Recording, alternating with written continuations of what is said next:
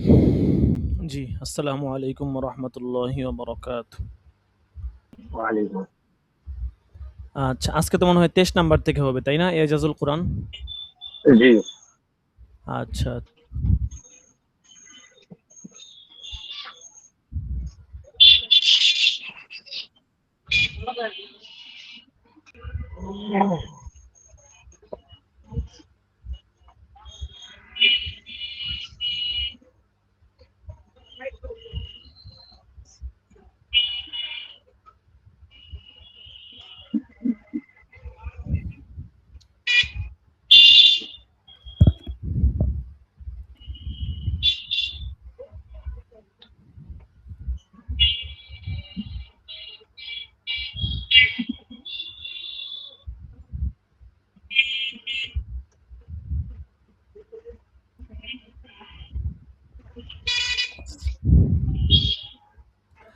আচ্ছা দেখেন, বিসমিল্লাহির রহমানির রহিম। বক্ষ সংকীর্ণ ও ঊর্ধ্বে গমন।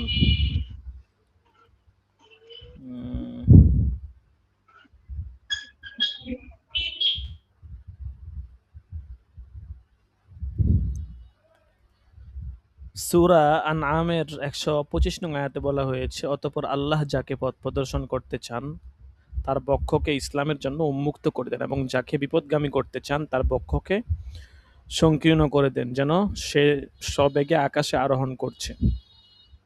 এমনিভাবে যারা বিশ্বাস স্থাপন করে না, আল্লাহ তাদের উপর আযাব বর্ষণ করেন। আয়াতটা নিচে দিয়েছে, ফামান ইউরিদিল্লাহু আইয়াহদিয়াহু ইয়াশরাহ সাদরাহু লিল ইসলাম। আচ্ছা,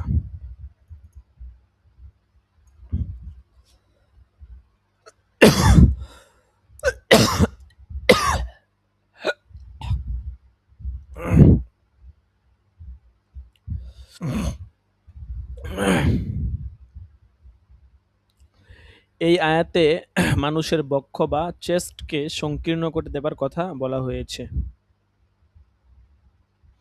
কিন্তু বক্ষকে সংকীর্ণ করার সাথে সবেগে আকাশে আরোহণের কথা বলা হলো কেন? বক্ষকে সংকীর্ণ করার সাথে আকাশে আরোহণের সম্পর্কই বা কি? আমাদের বক্ষ সংকীর্ণ হলে প্রথমেই যে ঘটনাটা ঘটবে সেটা হচ্ছে আমরা স্বাভাবিক শ্বাস প্রশ্বাস নিতে পারবো না। এতে শ্বাসকষ্টের পাশাপাশি আমাদের শরীরে অক্সিজেনের পরিমাণও কমে যাবে। আকাশে আরোহণ বা উপরের দিকে ওঠার সাথে শ্বাসকষ্টের একটা রিলেশন আছে, সেটি হচ্ছে বাতাসের অক্সিজেন কনসেন্ট্রেশন এবং বাতাসের চাপ।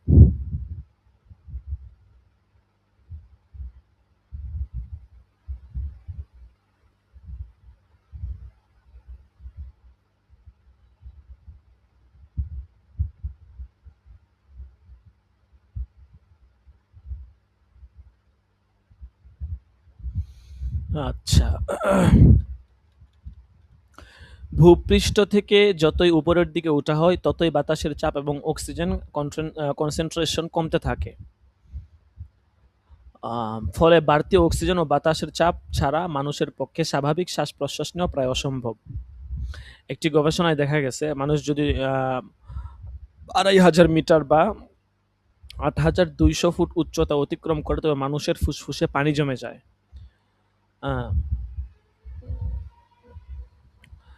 ফলে আরোহীর শ্বাসকষ্ট হতে থাকে। এটার একটা নাম বলছে, HAPE বলে আর কি। আরোহীর শ্বাসকষ্ট হতে থাকে, এমনকি শেষ পর্যন্ত মৃত্যু হতে পারে।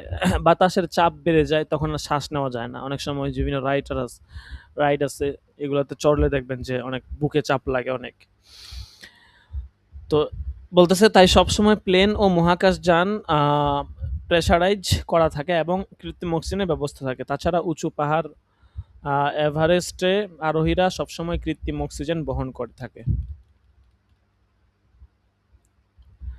মানুষ যতই ঊর্ধ্বে গমন করবে ততই তার শ্বাস প্রশ্বাসে অসুবিধা হবে, এমন তথ্য 1400 বছর আগে কারো জানা থাকার কথা নয়। তাই কোরআন অনেক মিরাকেলের মতো এই আয়াতটিও মিরাকল। অর্থাৎ কোরআনে এটা অনেক আগেই বলেছে যে মানুষ যে শ্বাস প্রশ্বাসের বিষয়টা যে যতই সে ঊর্ধ্বে উঠবে ততই তার শ্বাস প্রশ্বাস কষ্ট হবে শ্বাস নিতে। কারণ উপরে উঠা বা বক্ষ প্রশস্ত হওয়ার সাথে এটার একটা সম্পর্ক আছে, আয়াতের দিকে দেখেন বলা হয়েছে। তো এটা একটা সূক্ষ্ম বিষয় যেটা কোরআনে 1400 বছর আগেই বলা হয়েছে, যেটা মানুষের নর্মালি জানার কথা না। আচ্ছা, এটা হচ্ছে বক্ষ সংকীর্ণ এবং ঊর্ধ্বে গমন। আচ্ছা,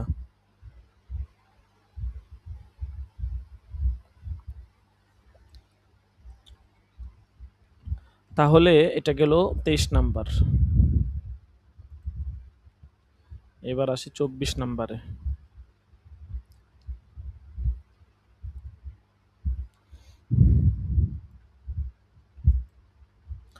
আল্লাহু আকবার, আল্লাহু আকবার, আল্লাহু আকবার, আল্লাহু আকবার।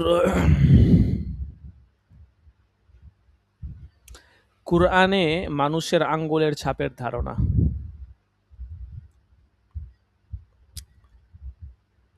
সূরা কিয়ামার ৩ ও ৪ নং আয়াতে বলা হয়েছে, আয়াহসাবুল ইনসানু আল্লান নাজমা ইযামাহ বালা কাদিরিন আলা আন নুসাফিয়া বানানা। মানুষ কি ধারণা করে যে আমি তার হাড়সমূহকে একত্রিত করতে পারবো না? কেন নয়, আমি তার আঙ্গুলের অগ্রভাগ পর্যন্ত যথাযথভাবে ঠিক করে দিতে সক্ষম। আরবিতে বানান বা বানানা শব্দের অর্থ আঙ্গুলের অগ্রভাগ, ফিঙ্গার টপ আর কি। আল্লাহ চাইলে তো এভাবে বলতে পারতেন যে কিয়ামতের দিন আমি তোমাদের চোখ, কান, হাত, পা যথাযথভাবে আবারও তৈরি করব। কিন্তু তা না বলে আল্লাহ আমাদের আঙ্গুলের অগ্রভাগের কথা কেন বললেন? রহস্যটা এখানেই।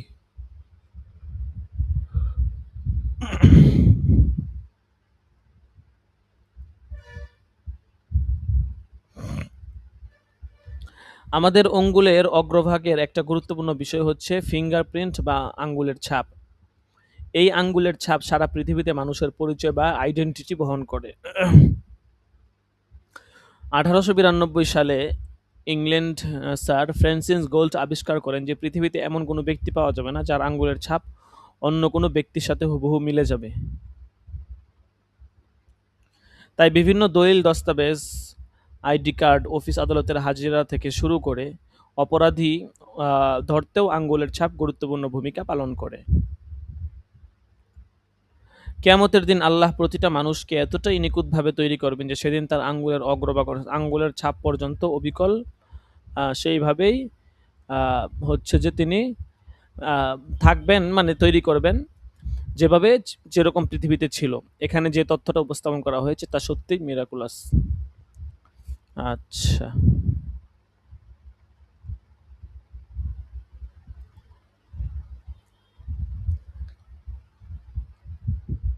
তাহলে যাই হোক, যেটা বলতেছিলাম যে কোরআনে আঙ্গুলের ছাপ, ফিঙ্গারপ্রিন্ট এটা তো বর্তমানেও আবিষ্কার হয়ে গেছে, কিয়ামত তো অনেক দূর কি বাদ।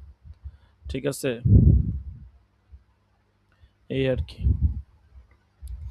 আচ্ছা, এটা ছিল কত নাম্বার? 24 নং। এরপর আসি 25 নম্বরে।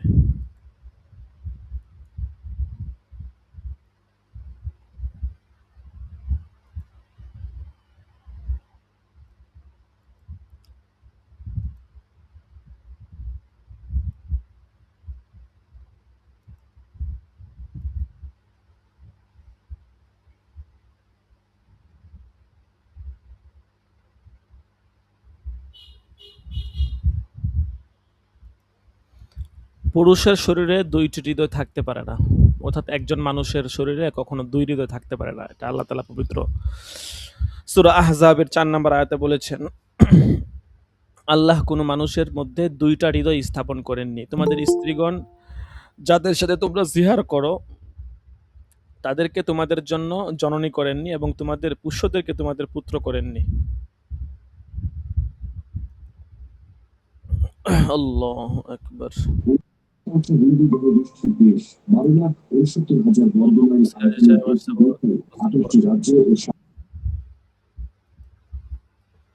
আচ্ছা, দেখেন আসলে ছাত্রগুলো অ্যাক্টিভ না, সমস্যা হচ্ছে এটা। মোটামুটি আছে, যারা আছে 8-10 জন, সবাই যদি অ্যাক্টিভ থাকতো, নিয়মিত ক্লাস টাস করতো।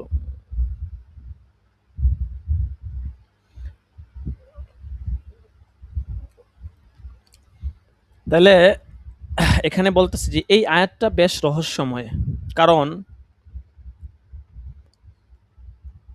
আল্লাহ তাআলা বলছেন তিনি কোনো মানুষের শরীরের মধ্যে দুইটি হৃদয় স্থাপন করেননি, এবং এই কথা বলতে গিয়ে লিরজুলিন শব্দটি ব্যবহার করা হয়েছে, যার অর্থ হচ্ছে পুরুষ মানুষ। অলবাইন শব্দের অর্থ দুইটি হৃদয় বা দুইটি হৃৎপিণ্ড। আল্লাহ অর্থাৎ আল্লাহ কোনো পুরুষ মানুষের মধ্যে দুইটি হৃদয় বা হার্ট স্থাপন করেননি। দেখা যাচ্ছে এই আয়াতে মহিলা বা স্ত্রীদেরকে বাদ দেওয়া হয়েছে, শুধুমাত্র পুরুষ মানুষের কথা বলা হয়েছে। হ্যাঁ, কথা তো এটা তো একটা সূক্ষ্ম বিষয়। তার মানে কি একজন স্ত্রী বা মহিলার শরীরে দুইটা হৃদয় থাকতে পারে? তার উত্তর হচ্ছে হ্যাঁ। একজন স্ত্রীর শরীরে দুইটি হৃদয় বা হার্ট থাকতে পারে যখন তিনি প্রেগনেন্ট বা গর্ভধারণ করেন। তার নিজের হার্ট এবং হচ্ছে তার জরায়ুতে থাকে সন্তানের হার্ট। কিন্তু একজন পুরুষের ক্ষেত্রে এমনটি ঘটা কখনোই সম্ভব নয়। আল্লাহ চাইলে এখানে আল ইনসান ট্রাম ব্যবহার করতে পারতেন, যার অর্থ হচ্ছে মানুষ, যে স্ত্রী অথবা পারস যে কেউ হতে পারে, স্ত্রী পুরুষ। কিন্তু আল কোরআনের পুরুষবাচক ট্রাম ব্যবহার করেছে, রজুলুন বলা হয়েছে, কারণ একজন স্ত্রীর শরীরে দুইটা হার্ট থাকা এটা সম্ভব। ঠিক আছে, আল কোরআন সূক্ষ্মভাবে এই আয়াতে স্ত্রীর বদলে পুরুষবাচক শব্দ লিরজুল ব্যবহার করেছে, ব্যাপারটা সত্যি অবাক করার মতো। এই আয়াতে আরো দুইটা বিষয় উল্লেখ করা হয়েছে। একটি হচ্ছে জিহার করা। জিহার হচ্ছে তখনকার আরব সমাজে প্রচলিত একটা বিধান, যেখানে স্বামী তার স্ত্রীকে তালাক দেওয়ার জন্য স্ত্রীর কোনো অঙ্গকে মায়ের পিঠ বা মায়ের অন্য কোনো অঙ্গের সাথে তুলনা করত। স্বামী যখন তার স্ত্রীকে বলতো, তুমি আমার জন্য আমার মায়ের পৃষ্ঠ তুল্য, কাজেই তুমি আমার জন্য হারাম। কিন্তু মহান আল্লাহ বলেছেন এ ধরনের কোনো কথার দ্বারা স্ত্রী কখনোই মায়ের মতো হতে পারে না, মা কেবল যিনিই গর্ভে ধারণ করেছেন। আরেকটি বিষয় হচ্ছে কাউকে পালক পুত্র হিসেবে গ্রহণ করা। কোনো ব্যক্তি কাউকে পালক পুত্র বানিয়ে নিলে সে তার প্রকৃত পুত্র হয়ে যায় না, বরং সে যার পুত্র তারই থাকে। একজন সন্তানের দুইজন বাবা কখনো হতে পারে না। খেয়াল করলে দেখা যাবে এই দুইটি বিষয়ে একজন স্ত্রীলোকের গর্ভধারণের সাথে সম্পর্কিত। যিনি গর্ভধারণ করেন কেবল তিনিই প্রকৃত মা, আবার যার ঔরসে সন্তান জন্মায় তিনি প্রকৃত বাবা। একজন স্ত্রীলোক যখন গর্ভধারণ করেন তখন তার শরীরে দুইটি হৃদয় থাকে এবং তার গর্ভের সন্তানের তিনি মা হন এবং তিনি পিতা এই সন্তানের বাবা হন। একজন পুরুষের শরীরে যেমন দুইটি হৃদয় থাকতে পারে না, তেমনি স্ত্রীকে মায়ের সাথে তুলনা করলে বা কাউকে পালক সন্তান হিসেবে গ্রহণ করলে তার সত্যিকার অর্থে মা বা সন্তান হতে পারে না। আচ্ছা, কোরআনের এই আয়াতে মানুষের মূল জেনেটিক সম্পর্কের দিকে দৃষ্টি আকর্ষণ করা হয়েছে। এই বিষয়টি বোঝাতে গিয়েই বলা হয়েছে পুরুষ মানুষ যেহেতু গর্ভধারণ করে না, তাই তার দুইটি হৃদয়ও থাকতে পারে না। এইভাবে তুলনা করাটা নান্দনিক আর বিস্ময়কর।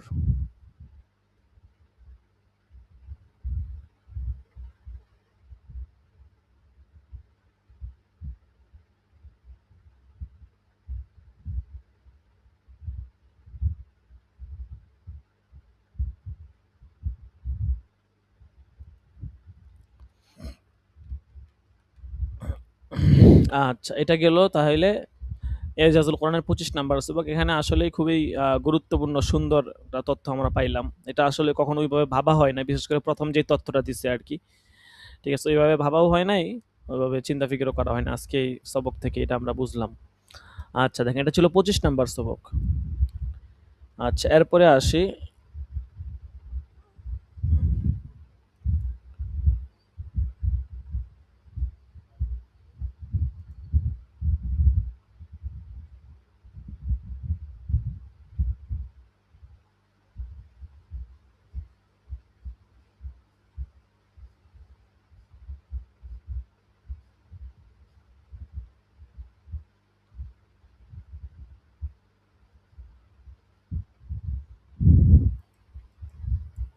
পাই এর মান এবং হচ্ছে কুরআন।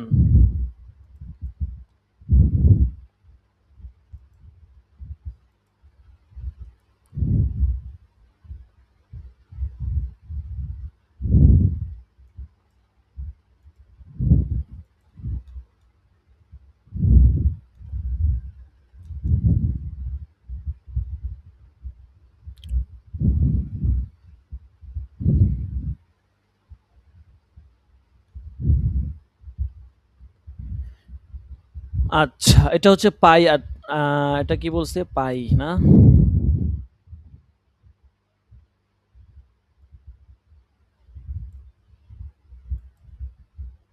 দেখি এটা একটু তাহকিক করি।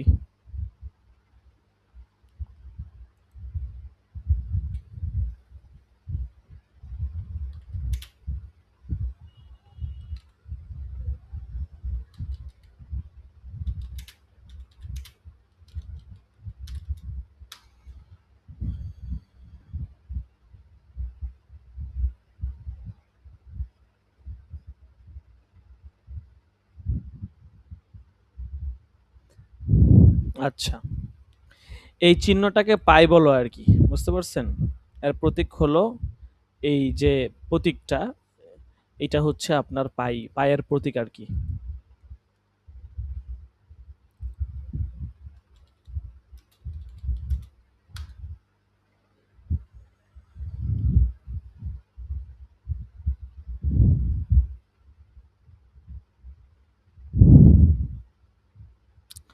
পাই আসলে কি? কোনো বৃত্তের যে পরিধি, এই পরিধিকে তার ব্যাস দিয়ে ভাগ করলে যে মান পাওয়া যায় সেটাকে বলা হয় পাই। ঠিক আছে? যেমন কথার কথা আ বৃত্তের পরিধি এইটা হচ্ছে ভাগ করতে হবে বৃত্তের ব্যাস দিয়ে। ঠিক আছে? যেমন এখানে যেটা দিছে আরকি দেখেন। এটি একটি গাণিতিক ধ্রুবক।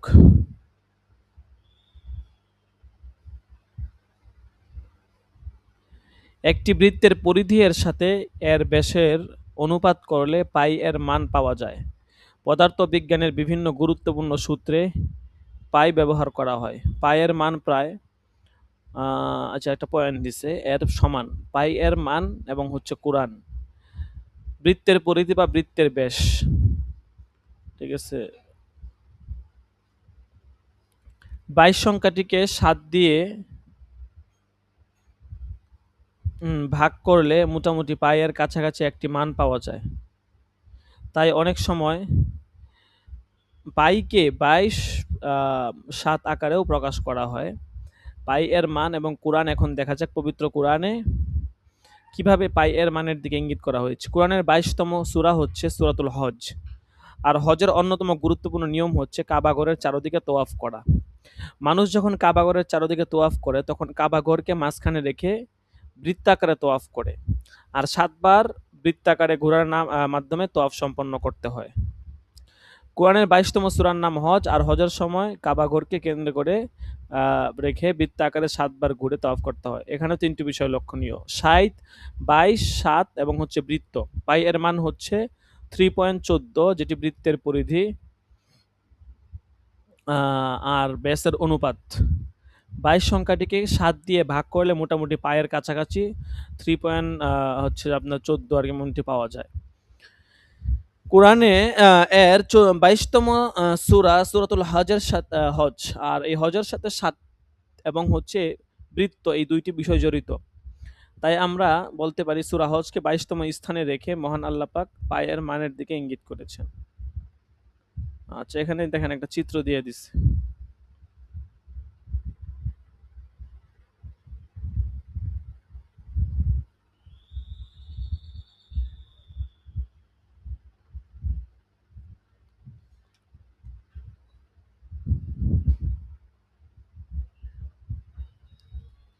হুম, আচ্ছা দেখেন।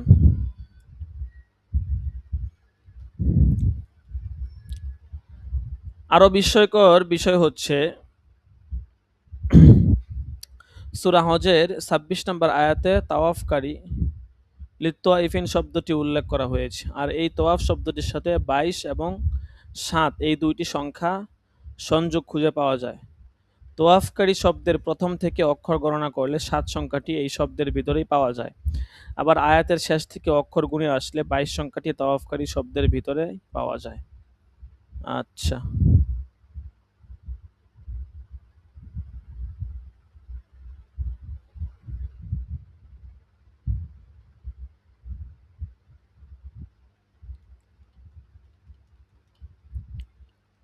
এই হচ্ছে বিষয়। এগুলো নিয়ে তাহকিক করলে, বিশ্লেষণ করলে আরো ইনশাআল্লাহ অনেক সুন্দর, সুন্দর তথ্য পাবেন। আচ্ছা দেখেন, এটা গেল ২৬ নাম্বার।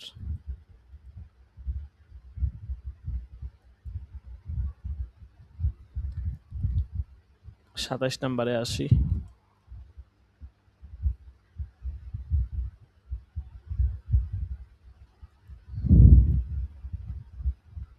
এগুলো ছোট ছোট সবক।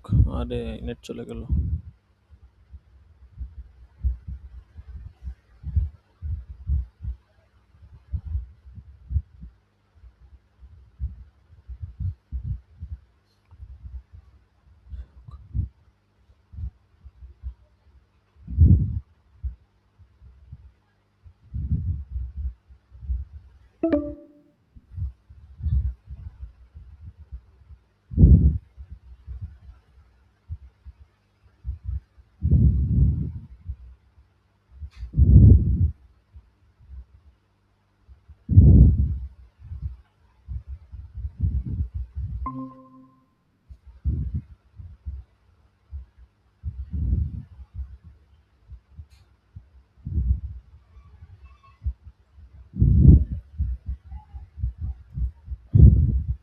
আচ্ছা দেখেন, হঠাৎ করে নেট চলে গেছিল।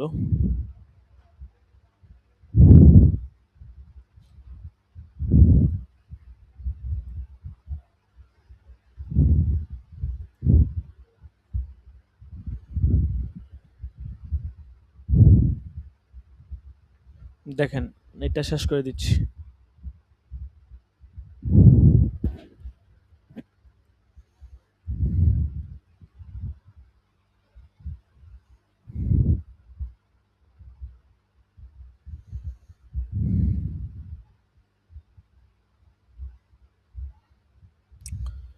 কোরআনে সম্প্রসারণশীল মহাবিশ্ব।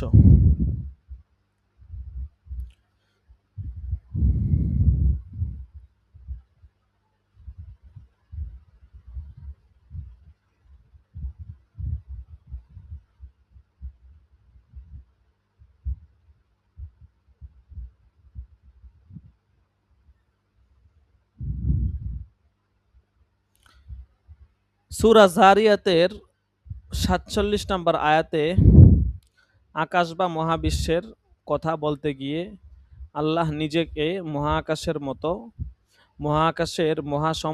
সম্প্রসারণকারী হিসেবে উল্লেখ করেছেন। এই আয়াতে বলা হয়েছে, ওয়াসসামা বানাইনাহা বিআইদি ওয়া ইন্না লামুসিউন, যে আমি আকাশ নির্মাণ করেছি আমার ক্ষমতা বলে এবং আমি অবশ্যই মহা সম্প্রসারণকারী।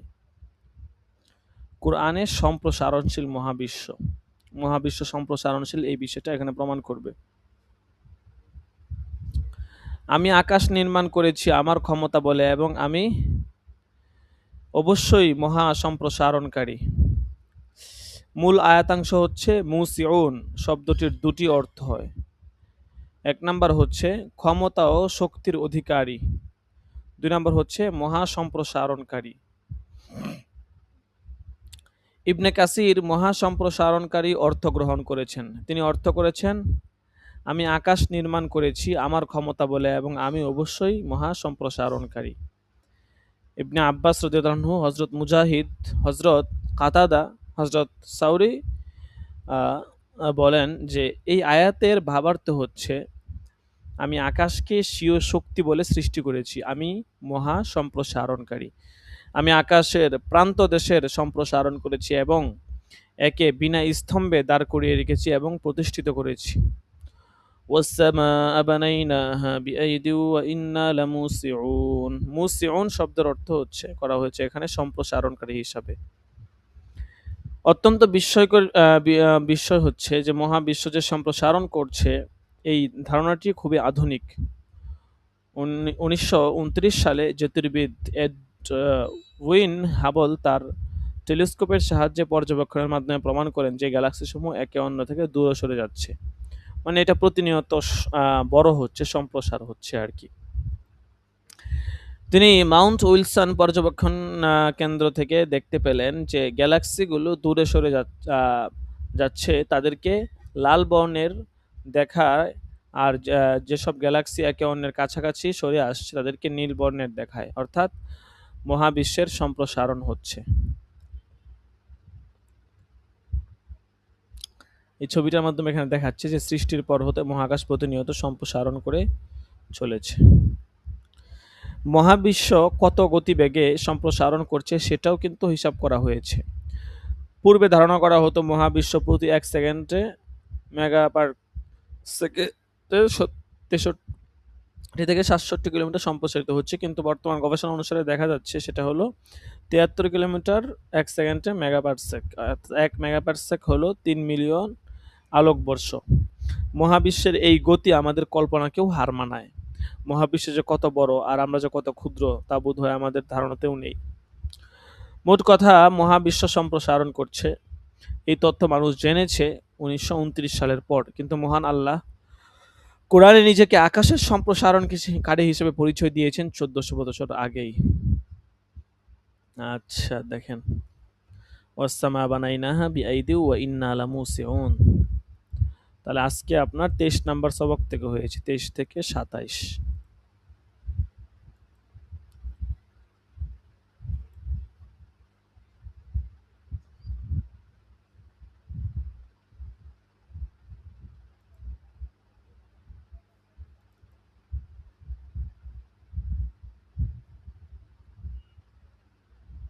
হুম,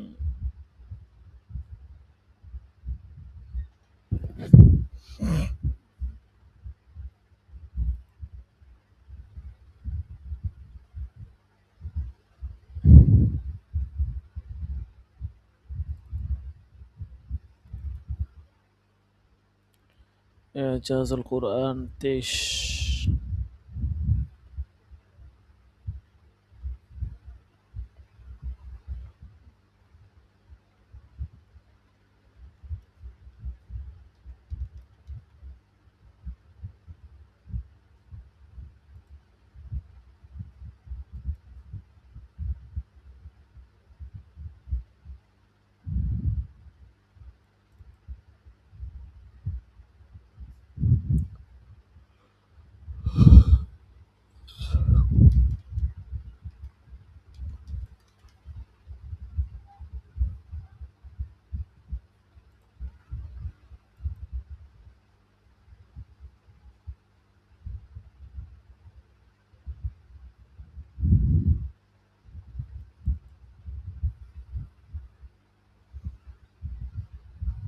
আল্লাহু আকবার।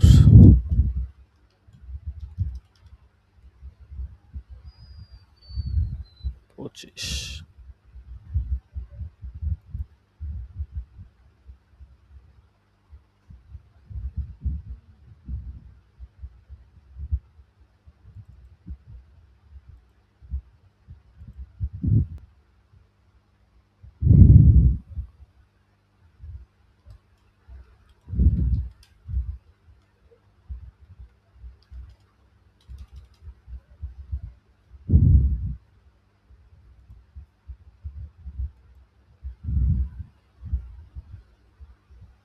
সাতাশ।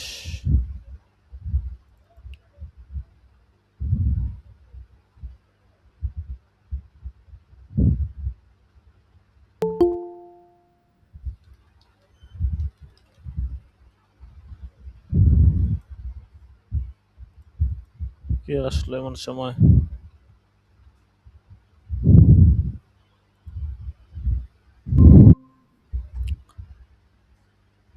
কি মাওলানা মাহদী সাহেব এত বিলম্ব করলেন? আল্লাহু আকবার।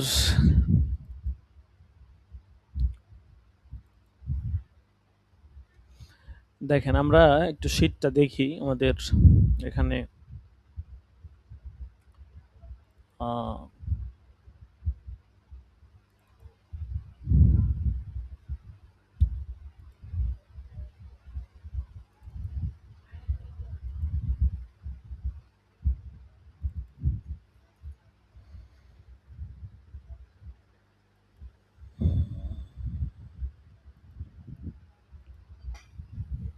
৮সূচিটা তাফসীর জামাত।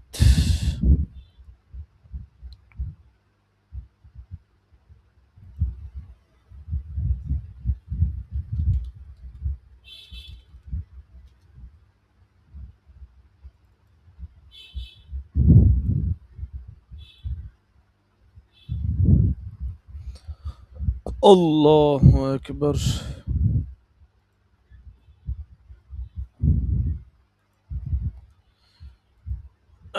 আচ্ছা, দেখেন।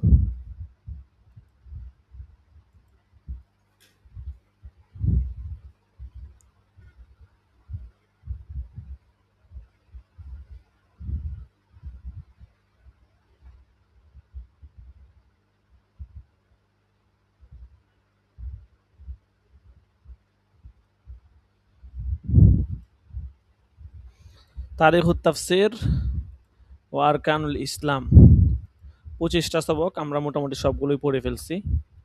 উলুমুল কোরআন উসুলুত তাফসির, এটাতেও আপনার মোট 17টা সবক, এটাও আমরা সবগুলো পড়ে ফেলছি। তাফসিরুল কোরআনিল আজিম 10টা সবক, আমরা মনে হয় 7টা না 8টা পড়েছি, 2-3টা বাকি আছে। বিষয়ভিত্তিক আলোচনা বা কিতাবাতুত তাফসির, এটা শুরু করি না, 1-2টা দেখানো হয়েছিল। আচ্ছা, মাবাদিউত তাফসির 10টা, এটা পড়া হয়েছে। আদিয়াতুল কোরআনও পড়া হয়েছে। এজাজুল কোরআন 30টা। আসবাবুন নুজুল মনে হয় পড়া হয় নাই না? আচ্ছা, আসবাবুন নুজুল কত নাম্বার পর্যন্ত পড়েছিলাম বলতে পারবেন? আসবাবুন নুজুলটা মনে হয় বাকি আছে। আসবাবুন নুজুল বলতে পারবেন কত নাম্বার পর্যন্ত হয়েছিল? 5টা ডোজ শেষ হয়েছিল, 5 হ্যাঁ হ্যাঁ নম্বরটা। হ্যাঁ, 5টা দরস শেষ হয়েছে। 5টা বা কয়টা? আচ্ছা আচ্ছা আচ্ছা আচ্ছা, ঠিক আছে, সমস্যা নাই। তাহলে আসবাবুন নুজুল 5টা শেষ হয়েছে না? আচ্ছা, তাহলে দেখি আজকে আর একটু সময়, আর 5-10 মিনিট একটু দেখি, শেষ করে দিব। আসবাবুন নুজুলের একটা 6 নাম্বার সবকটা আজকে একটু দেখি। অনেক আগে গেছে তো শীতটা, ওটা পরে হারায় যাবে। উম,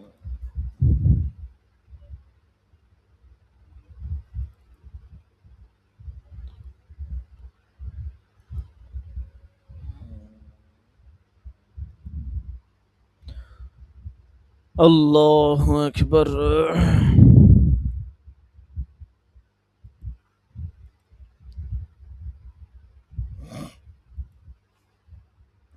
বিসমিল্লাহির রহমানির রহিম। বিসমিল্লাহ সারা নজুল পড়েছিলাম আমরা।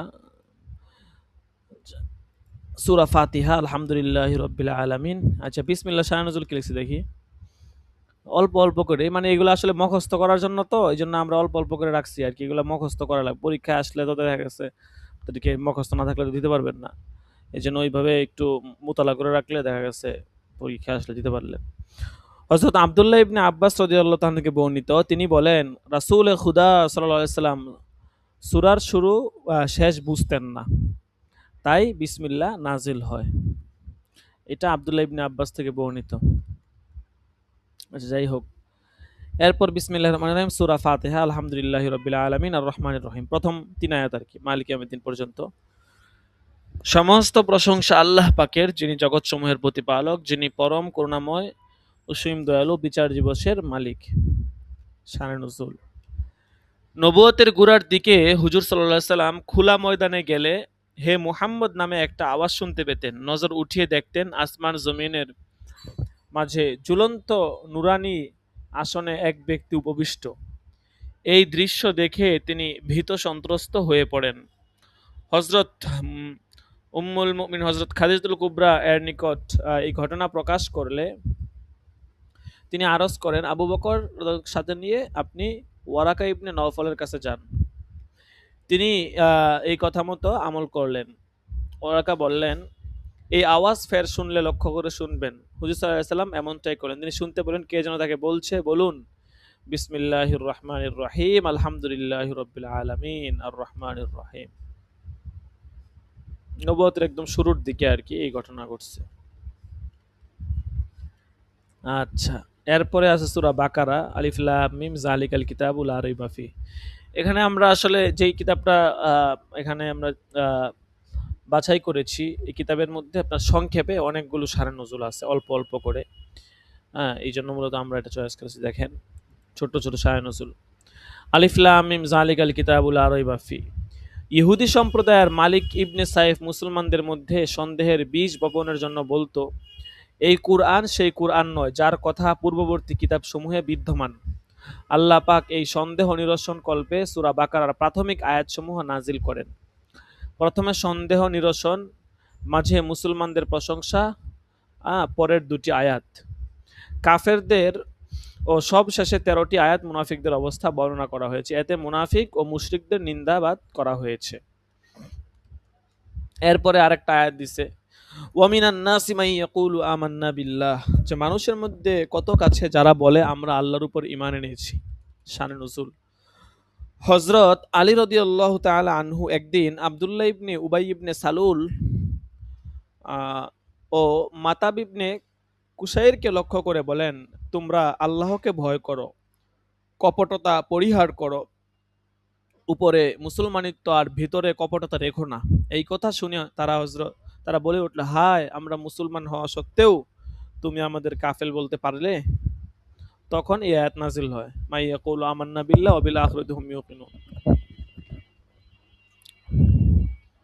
আচ্ছা, ওয়া ইযা লাকুল লাযিনা আমানু ক্বালু আমান্না, এটা 14 নম্বর আয়াত, যে যখন তারা মুমিনদের সাথে সাক্ষাৎ করে তখন তারা বলে আমরা তো ঈমান এনেছি।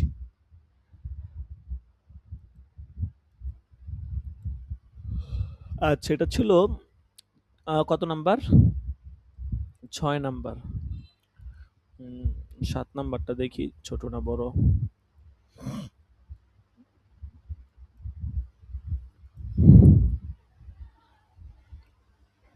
আচ্ছা, 7 নাম্বারটাও শেষ করে ফেলি, মাত্র 1 পৃষ্ঠা, দেখেন।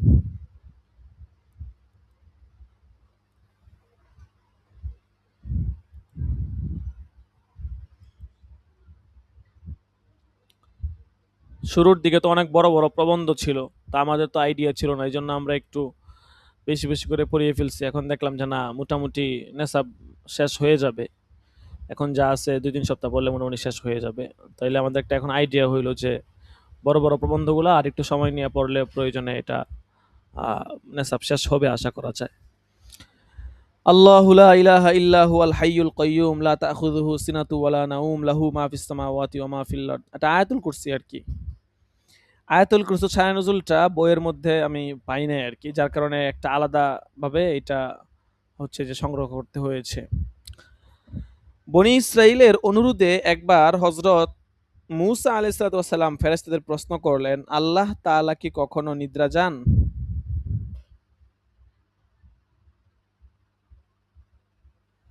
অর্থাৎ পিডিএফ মনে হয় অন্যটা ওপেন হয়ে গেছে। ও আচ্ছা, অন্যটা ওপেন হয়ে আছে।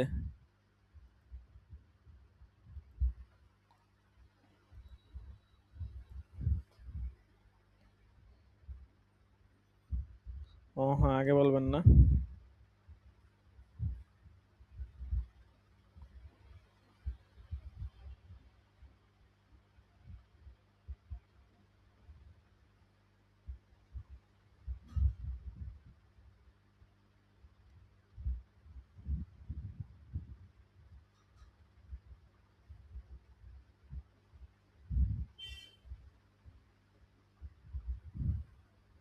আচ্ছা, দেখেন। তাইলে হ্যাঁ, এবার মনে হয় স্ক্রিন শেয়ার আছে। কালো হয়ে আছে নাকি বুঝলাম না। না, দেখা যাচ্ছে তো। আমার এখানে কালো হয়ে আমার এখানে কালো হয়ে আছে কেন? নেটটা অনেক স্লো কাজ করতেছে। রেকর্ডের সমস্যা, ওই সমস্যা। যখন মনে নেটটা হয় ওদের ইসে আপনার র্যাম বেশি খাচ্ছে, মানে ব্যাকগ্রাউন্ডে মনে হয় অনেক বেশি অ্যাপস রান করতেছে এই জন্য। আচ্ছা আচ্ছা, তাইলে এগুলা ডিলিট করে দিই। টাস্ক ম্যানেজারে ঢুকে দেখতে পারেন যে কি পরিমাণ হচ্ছে ও হ্যাঁ হ্যাঁ, ব্যাকগ্রাউন্ডে। না তো তেমন কোনো সফটওয়্যার তো হবে না, শুধু ক্রোম ব্রাউজারটাই হচ্ছে যে আমার 1-2টা আছে। আহ, ক্রোমে তো 5-6টা ট্যাব খুললেই তো সব খায় ফেলে ক্রোম। হ্যাঁ হ্যাঁ, কথা তো এটাই।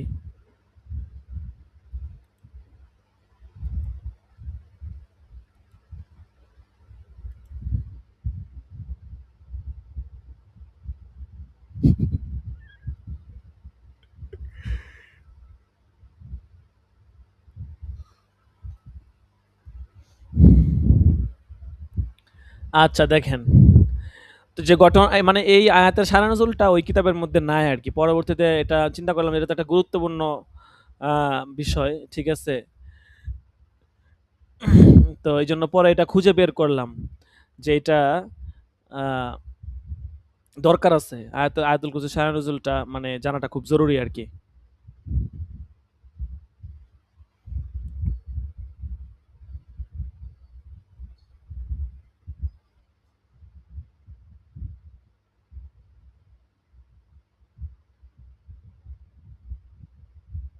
আচ্ছা দেখেন কি ঘটনা বলতেছে এখানে, যে বনি ইসরাইলদের অনুরোধে একবার হযরত মূসা আলাইহিস সালাম ফেরেশতাদেরকে প্রশ্ন করলেন যে আল্লাহ তাআলা কি কখনো নিদ্রা যান? অতঃপর আল্লাহ তাআলা ফেরেশতাদের মাধ্যমে হযরত মূসা আলাইহিস সালামকে একাধারে ৩ দিন নিদ্রা না যাওয়ার নির্দেশ দেন। ফেরেশতারা তাই করেন। অতঃপর পরবর্তী রাত্রে হযরত মূসা আলাইহিস সালামের দু হাতে দুটি বোতল দিয়ে বলা হয়, এই বোতল দুটিকে ২ হাতে ধরে রাখুন। তিনি তাই করলেন। সে রাত্রি যতই গভীর হতে থাকে ততই তিনি নিদ্রাচ্ছন্ন হয়ে পড়েন। শত চেষ্টা করেও নিদ্রার প্রভাব কাটিয়ে উঠতে পারছিলেন না। অবশেষে তিনি নিদ্রামগ্ন হয়ে পড়েন। ফলে বোতল দুটি হাত থেকে পড়ে ভেঙে যায়। তখন ফেরেশতারা বললেন, হে মূসা, নিদ্রার প্রভাবে দুটি বোতলকে আপনি ঠিক রাখতে পারলেন না। আল্লাহ তাআলা যদি নিদ্রা যাইতেন বা নিদ্রা যান তাহলে এই বিশাল বিশ্বকে কিভাবে রক্ষণাবেক্ষণ করেন? সেই ঘটনার প্রতি ইঙ্গিত করে আল্লাহ তাআলা অত্র আয়াতে উম্মতে মুহাম্মদের প্রতি আল্লাহ তাআলা এই মানে গুণাবলী বৈশিষ্ট্যগুলো নাজিল করেছেন। এটা আসলে কতটুকু রেওয়ায়াতটা আসলে জানা যায় না, কতটুকু সহিহ বা কবি জানি না, আল্লাহ ভালো জানে আর কি। ঠিক আছে।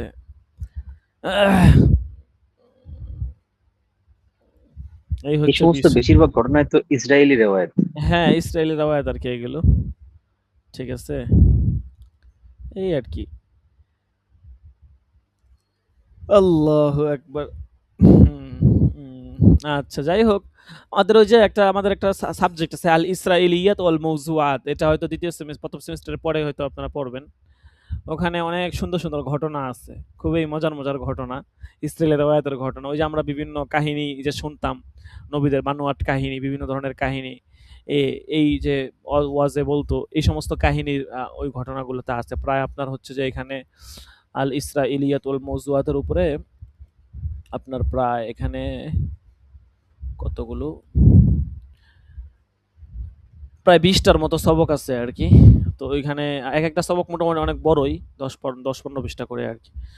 আচ্ছা যাই হোক, তো সবগুলো হচ্ছে যে আপনার কিছু রেওয়ায়াত আছে যেগুলো গ্রহণ করা যায়, ঠিক আছে, যেগুলো নেওয়া যায় আর কি। ওই যে তো আপনারা তো মূলনীতি পড়ছেন, সবকের মধ্যে গেছে। তো ওই সমস্ত শর্ত লা সাপেক্ষে নুসাদ্দিকু ওয়া লা নুকাযযিবু।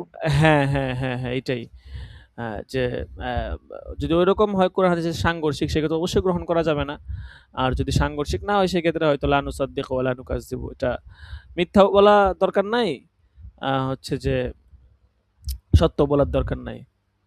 আর হাদিসেও আসছে তোমরা বনি ইসরাইল থেকে বর্ণনা করতে পারো। এর দ্বারা মূলত আপনার ওই সমস্ত ঘটনা বা ইত্যাদি যেগুলোর হচ্ছে যে আপনার সম্ভাবনা আছে ঘটতে পারে, এগুলোই উদ্দেশ্য আর কি। আচ্ছা, তো এটা ছিল হচ্ছে আপনার ৭ নাম্বার সবক। তাহলে আপনার আমরা এখন থেকে হচ্ছে সময় মতো চলে আসবো। আমরা ৯:৩০ থেকে ১০:৩০ পর্যন্ত এতটুকু টাইমে ক্লাস করব আর কি। ঠিক আছে? তো এই সময়টাতে ইনশাল্লাহ আমরা ক্লাস করবো ১ ঘন্টা। তাইলে আজকে ছিল আপনার কত নাম্বার সবক গেল? ৬-৭। আসবাবুন নুজুলের ৬-৭। আল্লাহু আকবার। হযরত যদি মানে এই ফাতরার নেশাব প্রায় শেষের দিকে হয়, তাহলে পরবর্তী ফাতরা থেকে কিছু কিতাব এখন নিয়ে আসা যায় না আগে? হ্যাঁ, এটা করা যায়। তাইলে তো আরো ভালো হয়। তাইলে আরেকটু দেখা গেছে আমাদের মানে পড়া গেলে, কারণ পরবর্তী ফাতরা পড়া অনেক বেশি, অনেক না, বেশি। এটা হইতে পারে যেহেতু প্রথম হ্যাঁ, হ্যাঁ, প্রথম আমাদের হয়তো জানা নাই যে পরবর্তীতে যে পড়াগুলো আছে সেগুলোর পরিমাণ কিরকম। তো আমরা যদি আগে এটাই। থেকে একটু আগে আগে পড়তে পারি তাহলে হয়তো শেষের আমাদের দিকে জন্য গিয়ে। ভালোই আরকি। হ্যাঁ, চাপ জি। পড়বে না। যেমন ধরেন এখন আমাদের হাতে প্রায় হচ্ছে যে সব মিলায় ধরেন ৪০ টা সবকের মতো আছে। তো ক্লাস যেই পরিমাণ আছে এই সেই পরিমাণ সবকে মনে করেন সুন্দর মতো শেষ হয়ে যাবে আর কি। তাহলে দেখি ইনশাল্লাহ সামনে ক্লাস থেকে আমরা হচ্ছে যে আপনার এগুলা শেষ করে পরবর্তী সেমিস্টারে যেই কিছু সবক আছে এগুলা ইনশাল্লাহ আমরা পড়বো। ঠিক আছে? এবং কিছু কিছু সবক আছে মোটামুটি অনেক লম্বা, যেমন এই যে আমরা যখন শুরু করি মাবাদি ও তাফসিরের যে সবকগুলো এক একটা 15 পৃষ্ঠা 20 পৃষ্ঠা 25 পৃষ্ঠা করে ছিল, কিন্তু আমরা তো দ্রুত পড়ে ফেলছি, কারণ আমাদের আইডিয়া ছিল না যে আসলে শেষ করতে পারবো কিনা। ভাবতেছি যে আরে এখন কি শেষ হবে না হবে না, একটা আইডিয়া ছিল, কিন্তু এখন বুঝলাম যে না ওইগুলো আর একটু ধীরে ধীরে পড়লেও শেষ করতে পারতাম। যাই হোক, এটা একটা ভালো পরামর্শ দিচ্ছেন। তাহলে ইনশাল্লাহ আজকে এই পর্যন্তই থাকুক, সামনে থেকে ইনশাল্লাহ হচ্ছে যে আমরা আহ, সামনের যেই সেমিস্টার আছে ওইটার যেই পড়াগুলো কিছু আমরা পড়ে ফেলবো, ওগুলা পরীক্ষায় আসবে না, তবে ওখান থেকে কিছু পড়ে নিব আর কি। আচ্ছা, আর আপনাদের সাথী ভাইয়াতে যারা আছে মোটামুটি 8-10 জন সবাই আছে, সবার সাথে যোগাযোগ হয় কিন্তু ক্লাস করে না, সমস্যা হচ্ছে এইখানে আর কি। ঠিক আছে, তো ক্লাস না করলে তো আসলে কোরআন হাদিসের দরস নিজের আগ্রহে ক্লাস না করলে তো কি বলবো।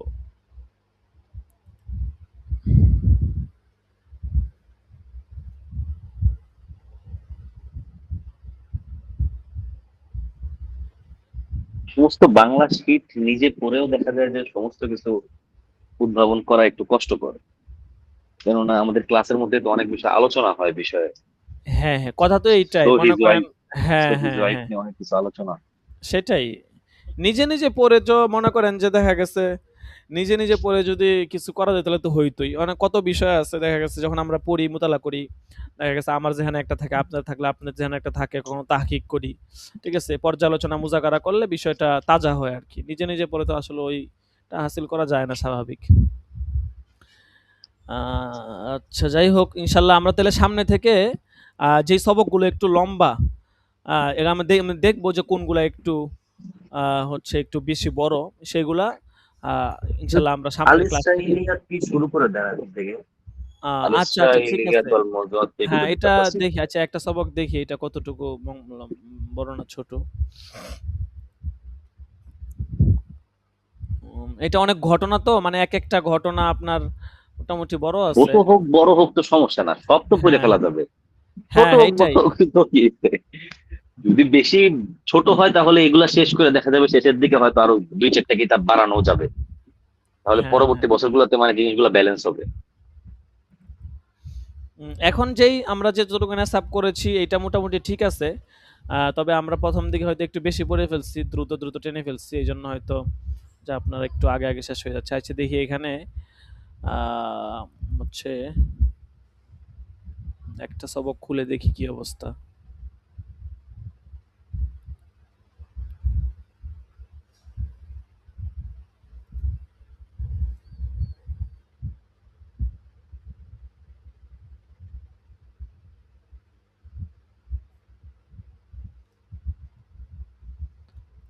মোটামুটি বড় আছে, একদমই ছোট না। যাই হোক, এগুলা পড়লে মোটামুটি আমাদের একটা সময় নিয়ে পড়তে পারলে আসলে ফায়দা বেশি হবে। ঠিক আছে, আমরা তো দেখা গেছে সময় নিয়ে পড়তে পারি না, তো একটা আমাদের একটা আইডিয়া হইতাছে আমরা কতটুকু কি পড়তে পারবো।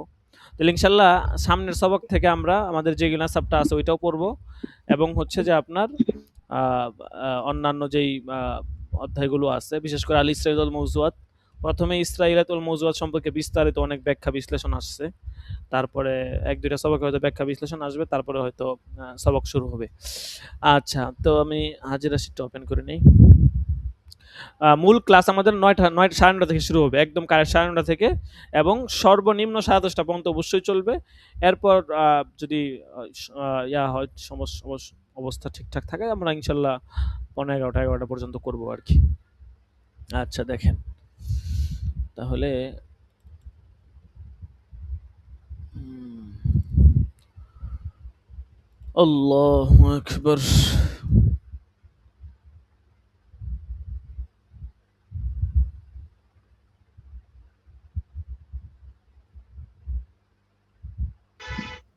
অর্থাৎ সিলেবাসের শীটটা যদি আরেকবার ওপেন করতেন তাহলে একটু দেখতে পারতাম যে কোন কিতাব কতটুকু বা কতগুলা শীট বাকি আছে। আচ্ছা আচ্ছা, বেশ কথা, এটা আমি আপনাদেরকে হোয়াটসঅ্যাপে দিয়ে দিচ্ছি তারা।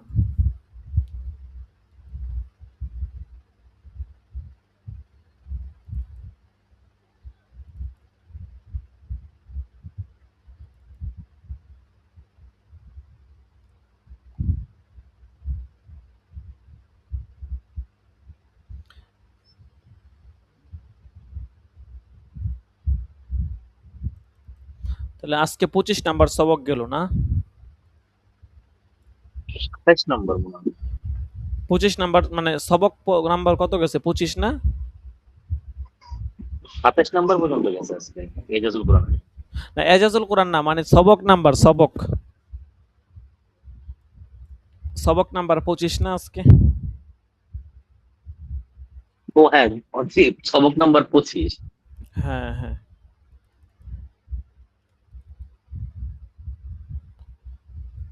আল্লাহু আকবার।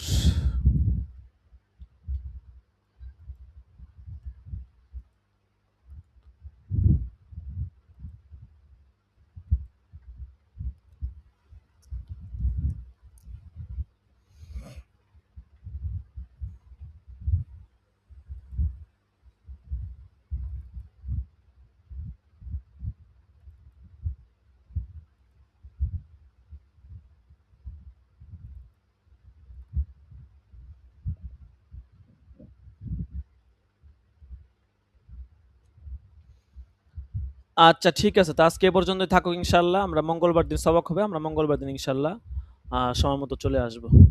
আপনাদের নেসাব নামাটা হোয়াটসঅ্যাপ গ্রুপে দিয়ে দিয়েছি, ওখান থেকে একটু দেখে নিয়েন, ঠিক আছে? কতটুকু কি বাকি আছে, বাকি বিস্তারিত হাজিরা দিয়ে দেওয়া হয়েছে ইনশাল্লাহ। জি, জাযাকুমুল্লাহ। আসসালামু আলাইকুম ওয়া রাহমাতুল্লাহি ওয়া বারাকাতুহু। কিতাবাতুত তাফসীরের ব্যাপারটা যদি একটু বিস্তারিত আলোচনা করা যেত।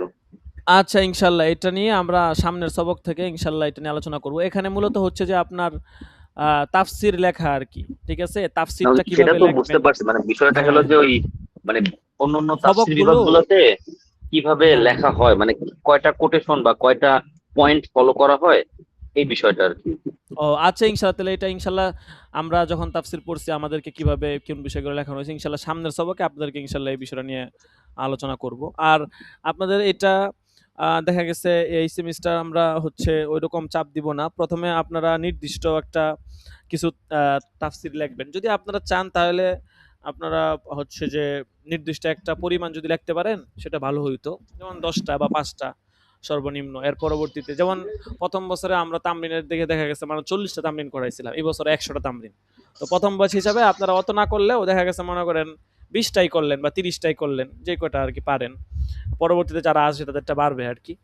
তো এখন ওইজন্য ইনশাআল্লাহ সামনে আমরা এটা একটু দেখাইয়া দিব কি, কি বিষয়গুলা সামনে রাখবেন, সামনে রেখে দেখবেন। ওখানে আমি গত সবকে বলেছিলাম, ওখানে যে মৌলিক বিষয়গুলো আছে, যেমন ধরেন আপনার হচ্ছে যে আচ্ছা কিতাবাতুত তাফসীরের সবকগুলো তো মনে হয় দেওয়া হয় নাই। আচ্ছা হোয়াটসঅ্যাপ গ্রুপে আপনি একটা কাজ, হোয়াটসঅ্যাপ গ্রুপে দিয়ে দিচ্ছি। হোয়াটসঅ্যাপ গ্রুপে কিতাবাতুত তাফসীরের ৪-৫টা সবক দিয়ে দেই। এইখানে যেই পয়েন্টগুলো আছে, এই পয়েন্টগুলো অবশ্যই, অবশ্যই রাখবেন। ঠিক আছে? এবং এই পয়েন্ট ছাড়াও যদি অতিরিক্ত কোনো পয়েন্ট আপনি রাখতে চান সেটাও রাখতে পারেন। তবে মৌলিক যে পয়েন্টগুলো এখানে আছে এগুলো অবশ্যই রাখবেন এবং ওই পয়েন্টগুলো ফলো করেই মানে লেখার চেষ্টা করবেন। আচ্ছা এখানে আমি দিয়ে দিচ্ছি দেখেন। কিতাবাতুত তাফসীর। এখানে প্রায় ৮০টা আছে, ঠিক আছে? দেখেন। আজকে কত তারিখ? ২১ তারিখ।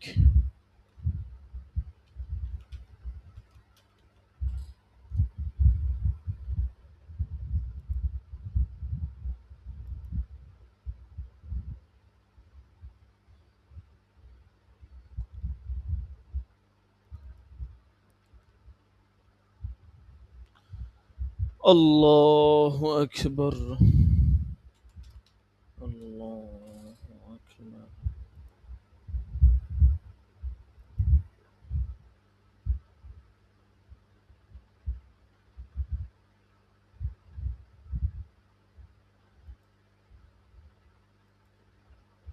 দুই নাম্বার গেল, হ্যাঁ? তারপর হচ্ছে ৩ নাম্বার। এই সেমিস্টারের নেসাব হচ্ছে আপনার ৩০টা মনে হয়। হ্যাঁ ৩০টা। তো ৫টা এখন দিয়ে দেই। বাকিগুলো আস্তে, আস্তে দিয়ে দিবনে।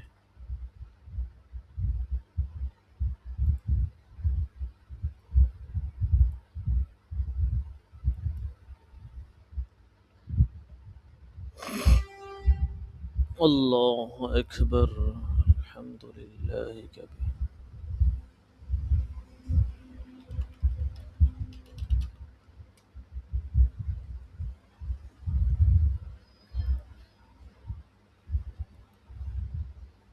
আচ্ছা, এসে গেল।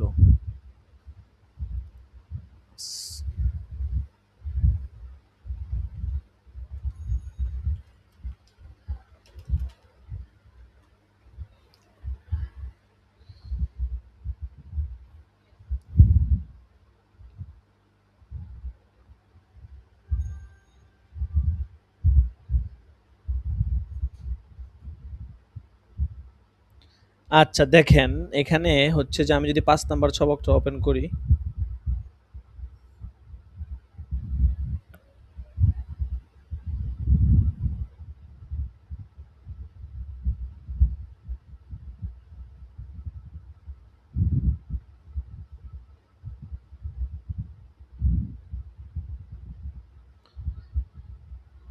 সূরা বাকারার হচ্ছে সূরা বাকারার 4 নাম্বার আর 5 নাম্বার সূরা বাকারার সম্পর্কিত বিষয় আরকি। সূরা বাকারার উপরে একটা মুলাখাস করা হইছে। প্রথমত সূরা বাকারার এটা কি মাক্কি সূরা নাকি মাদানী সূরা এটা বলা হয়েছে, এবং হচ্ছে যে আয়াত সংখ্যা কত, এবং এই সূরার নামকরণ কি কি নাম হতে পারে। এখানে 4টা নাম দিয়েছে। একটা হচ্ছে আল বাকারা গরু, 2 নাম্বার দিয়েছে আজ-জাহরা উজ্জ্বল, জাহরাউন আস-সানাম শিখর, আল ফুস্তাত তাবু, 4টা নাম দিয়েছে। এরপর কেন এই নাম, মানে 4টা নাম কেন, কোন নামটা কেন দিয়েছে সেটার ব্যাখ্যা করেছে। এরপর হচ্ছে সূরা বাকারার ফজিলত গুরুত্ব, হাদিস আনা হয়েছে, মুসলিম শরীফের হাদিস। এরপর আয়াতুল কুরসি ফজিলত, শেষ 2 আয়াতের ফজিলত, শুরুর সঙ্গে শেষের মিল, হ্যাঁ, এই বিষয়টা। কারণ আপনারা তাফসীর লেখার ক্ষেত্রে শুরুর সঙ্গে শেষের মিল এটা না দিলেও পারেন, এটা আসলে অতটা মানে জরুরি কিছু না, আর এটার দ্বারা বহুত ফায়দা হয়ে যাবে ব্যাপারটা এমনও না, ঠিক আছে। এটা তবে মনে হয় শেয়ার করছে না স্ক্রিনে। হ্যাঁ, না মানে আপনি স্ক্রিনে যেটা শেয়ার ওপেন করি নাই, করছেন, না স্ক্রিনে না, আমি ফোন থেকে বলতেছি, ফোনে দিয়েছি তো, ফোন থেকে বলতেছি। মানে বিষয়টা দেখাচ্ছি, বলতেছি আর কি। ইনশাল্লাহ এটা আপনাদেরকে আরো বিস্তারিত আপনারা একটা কাজ করেন, আমি হচ্ছে যে আপনাদেরকে সূরা যেমন ধরেন সূরা ফাতিহাটাই এটাই দেওয়া হলো, ঠিক আছে। তাইলে সূরা ফাতিহার আপনার হচ্ছে যে এটা আমি আপনাদেরকে গ্রুপে দিয়ে দিব নে, ঠিক আছে। তারিখ সহ তামরিনটা সাজা ওইভাবে দিয়ে দিব। ওইটা আপনারা হচ্ছে যে ওইটাকে সামনে রেখে সূরা ফাতিহার একটা তাফসির লিখবেন, ঠিক আছে, নিচ থেকে সূরা ফাতিহার উপরে আর কি। মানে মোট কথা পুরো সূরাটাকে কেন্দ্র করে, ঠিক আছে, শুধু একটা আয়াত না। একটা আসলে তাফসির তো অনেক, এক আয়াতের তাফসির তো 8-10 পৃষ্ঠা করা যায়, ওইটা না। ব্যাপারটা হচ্ছে পুরো সূরা ফাতিহাটাকে কেন্দ্র করে মানে একটা সামারাইজ করবেন আর কি, যে সূরা ফাতিহা এটা মাক্কি সূরা নাকি মাদানী সূরা, কতগুলো আয়াত, এবং হচ্ছে যে কোন আয়াতের কি শায় নুজুল থাকতে পারে, এবং কোন আয়াত দ্বারা কি উদ্দেশ্য, মানে সংক্ষেপে আর কি। ওই যে মৌলিক যে 8টা-10টা বিষয় আছে ওই বিষয়গুলো লিখবেন আর কি, ঠিক আছে।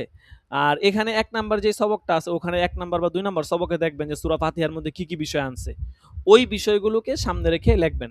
তাহলে এটার আমি আপনাদেরকে সবক শেষ হওয়ার পরে 1 নাম্বার তামরিন, এটা আপনাদের তাফসীর লেখা অ্যাসাইনমেন্ট আর কি, এটা আপনারা এভাবে ইনশাআল্লাহ দিয়ে দিবেন, ঠিক আছে।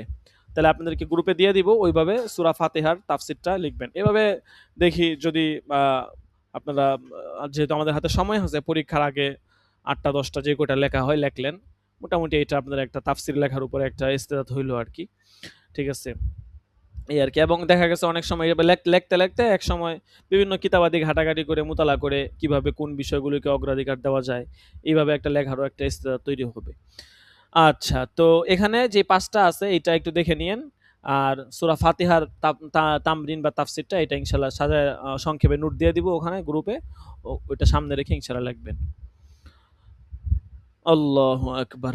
আচ্ছা ঠিক আছে, তো আজকে পর্যন্ত থাকুক। ইনশাআল্লাহ আমরা বুধবার দিন মঙ্গলবার দিন সবক হবে, সকলে ইনশাআল্লাহ সময় মতো চলে আসবো। জি ঠিক আছে, জাযাকুমুল্লাহ। আসসালামু আলাইকুম ওয়া রাহমাতুল্লাহি ওয়া বারাকাতুহু। ওয়ালাইকুম আসসালাম। জি।